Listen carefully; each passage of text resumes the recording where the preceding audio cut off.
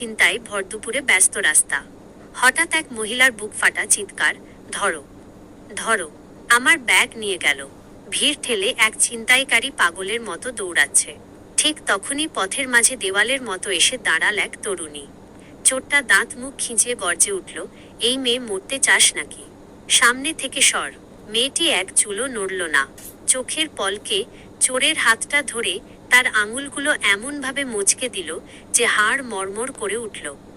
শান্ত গলায় সে বলল, তোর মা কি তোকে ছোটবেলায় শেখায়নি যে মেয়েদের সাথে কিভাবে ভদ্রভাবে কথা বলতে হয়? রুদ্ধশ্বাস ধাওয়ার সুযোগ বুঝে চোরটা একটা সাইকেল নিয়ে ভোঁ দৌড় দিল।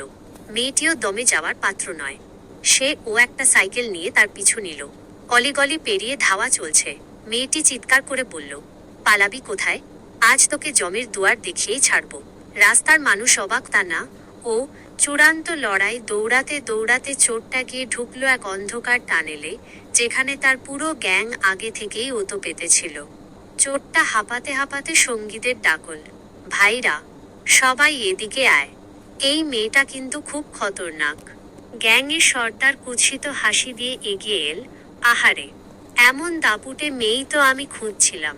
দেখি তোর কত জোর। মেয়েটি ধীরস্থিরভাবে লড়াইয়ের প্রস্তুতি নিল। ঠোঁটের কোণে বাঁকা হাসি ঝুলিয়ে বলল, আমি তো আগেই বলেছিলাম, আমাকে চটানো তোর জীবনের সবচেয়ে বড় ভুল।